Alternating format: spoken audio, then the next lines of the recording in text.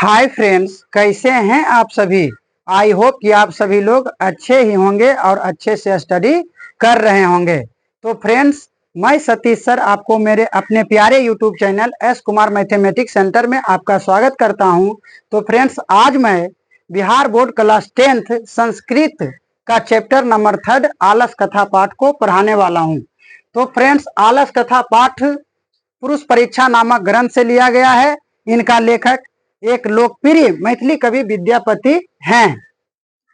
यह संस्कृत ग्रंथ के भी निर्माण किए हैं, इसीलिए इसे संस्कृत का भी ज्ञाता कहा जाता है। मैथिली कवि विद्यापति ने आलस कथा के माध्यम से पुरुष के मानवीय गुणों को बताया है। एक समय की बात है कि मिथिला में एक वीरेश्वर नाम का मंत्री रहता था। वह स्वभाव से दानशील और करुणिक व्यक्ति था। उन्होंने गरीब, निसहाय, निहत्थे लोगों को मुफ्त में भोजन करवाता था। तो फ्रेंड्स, जब उसने निहत्थे लोग को भोजन करवाता था तो उस निहत्थे लोगों को बिरादरी वाले लोग जब उनको गरीब को भोजन करते देखा तो उसने दौड़ पड़ा। फ्रेंड्स, कौन दौड़ नहीं पड़ता है। जैसे एग्जाम्पल लेते हैं फ्रेंड्स, जब किसी का चुनाव होता है या फिर मुखिया का चुनाव हो या फिर किसी का चुनाव होता है, जब रैली का बात होता है तो वहां जाते हैं। तो जो लोग रैली में जाते हैं और जो लोग रैली में ना भी जाते हैं, वहां पे देखते हैं जब मिठाई का डब्बा बंटते तो फ्रेंड्स भीड़ दौड़ जाती है कि हमें दे दो, हमें दे दो। उसी तरह से उस बिरादरी के लोग फ्रेंड्स दौड़ जाते हैं और राज दरबार में जाकर के भोजन प्राप्त करने लगते हैं। बता दूं फ्रेंड्स कि वीरेश्वर नामक मंत्री ने निसहाय, निहत्थे लोगों के साथ साथ आलसी व्यक्ति को भी उसने भोजन करवाते थे, क्योंकि उनका मानना था कि दुखी मनुष्य में पहला स्थान आलसी ही होता है। गरीब मनुष्य का पहला स्थान आलसी होता है, क्योंकि गरीब मनुष्य ही फ्रेंड्स दुखी होते हैं। इसीलिए दुखी मनुष्य का पहला स्थान आलसी ही होता है। इसीलिए वीरेश्वर ने आलसियों व्यक्ति को भी भोजन करवाते थे। इन सारे व्यक्ति को भोजन करते देख उनके बिरादरी वाले लोग को रहा नहीं गया और उन्होंने दौड़ते दौड़ते उन्होंने भी भोजन प्राप्त करने लगे। फ्रेंड्स, वीरेश्वर नामक मंत्री को मानना था कि आलसी व्यक्ति दुखी मनुष्य का एक रूप होता है, पर नीतिकार लोगों के यह मानना था कि आलस ही मनुष्य का शत्रु होता है। अर्थात जिस व्यक्ति में आलसी है, नीतिकार व्यक्ति का मानना है कि उसमें शत्रु घुसा है। तो सभी ने जब भोजन प्राप्त करने लगे फ्रेंड्स, तो इसको जो भोजन बनाता है, भोजनशाला में जो व्यक्ति भोजन बनाता है, उसका डाटा रखने वाले लोगों ने वीरेश्वर नाम के मंत्री को बोला कि मंत्री जी अर्थात राजा जी, यदि इस तरह से ही चलता रहा तो एक दिन आपको भी भीड़ में जाकर खाना लगभग तय है। नहीं तो जांच पड़ताल किया जाए। तभी उसका बात मानकर कहता है वीरेश्वर नामक मंत्री ने उस राज्य के लोगों को बुलाकर फ्रेंड्स उस आलसशाला में आग लगवा देते हैं। सिर्फ आलसियों व्यक्ति के पहचान करने के लिए इस पाठ्य को व्यंग्यात्मक कथा प्रस्तुत किए हैं मैथिली कवि विद्यापति। तो वीरेश्वर नामक मंत्री के कहने पर उस राज्य के रहने वाले कुछ नीतिकार लोगों ने आलसशाला में आग लगा देते हैं और आदेश दे देते हैं वीरेश्वर नामक मंत्री ने कि आलसशाला में आग लगाओ और बाहर में शोरगुल मचाओ, जोर जोर से हल्ला करो। तो तो उस राज्य के नीतिकार लोगों ने आलससाला में आग लगाकर शोरगुल करने लगे। तभी उसमें भरे सभी लोगों में से फ्रेंड्स बता दूं कि आलससाला में भरे सभी लोगों में से कुछ धूर्त लोग फ्रेंड्स भाग गए दौड़कर आग को देखकर। देखिए फ्रेंड्स, यही सब भाग रहे हैं, पर इस चारों आलसी ने फ्रेंड्स नहीं भागा।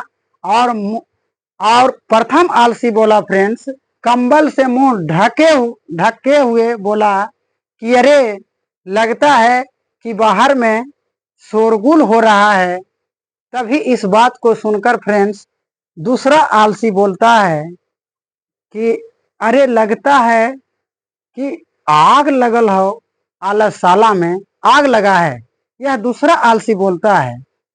तो तीसरा आलसी यह सुनकर बोलता है फ्रेंड्स कि कोई इस राज्य में क्या धार्मिक व्यक्ति नहीं है, करुणिक व्यक्ति नहीं है, दानशील व्यक्ति नहीं है कि मुझ पर भींगा हुआ कंबल लाके वह डाल दे। तभी इन तीनों के बात सुनकर चौथा व्यक्ति बोलता है फ्रेंड्स कि अरे बचा लो, कि अरे बचा लो, तुम बकबक क्यों कर रहे हो? तुम आप अपना नींद खराब कर ही रहे हो और साथ साथ मेरा भी नींद खराब कर रहे हो। मुझे सूतने दो। अगर तुमको कुछ करना है तो करो, पर मुझे सूतने दो। क्यों बकबक कर रहे हो? तभी इस बात को सुनकर फ्रेंड्स आलससाला के अगल बगल के राज्य के रहने वाले लोग और वीरेश्वर नामक मंत्री ने सुनकर उसको रहा नहीं गया और उसने आदेश दे दिया सिपाहियों को, कहें तो फ्रेंड्स राज्य में रहने वाले लोगों को उसने आदेश दिया कि अरे वह तो जलकर मर जाएगा चारों, नहीं तो उसको निकालो। तभी नियोगी पुरुषों, जिसको अभी आम भाषा में कहें फ्रेंड्स तो सिपाही, अभी के मामला में बोले तो सिपाही, और उस समय के मामला में बोले तो नियोगी पुरुष, उनको नियोगी पुरुषों ने वह लहलहाते हुए याग से आलससाला से उसको किसी न किसी तरह से फ्रेंड्स उन चारों लोगों को केस पकड़कर बाहर निकाला और आलससाला में आग फ्रेंड्स बुझाया। तो फ्रेंड्स तभी नीतिकार लोगों ने बोला कि जिस प्रकार से स्त्री की रक्षा करने वाले उसका पति होता है, कहने का मतलब है फ्रेंड्स कि पत्नी का गति नहीं हो सकता है उसके पति के बिना, क्योंकि अगर पति नहीं रहेगा तो रक्षा कौन करेगा।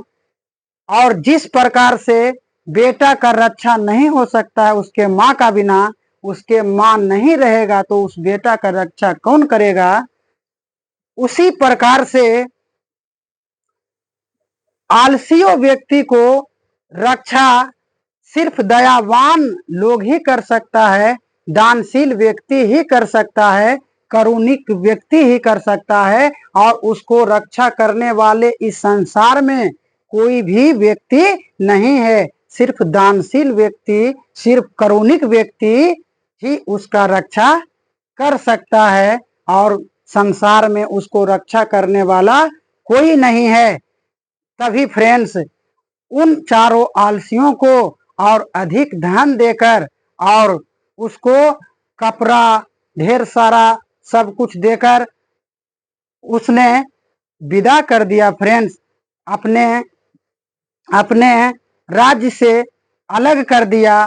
वही राज्य में होगा पर अपने से दूर हटा दिया फ्रेंड्स।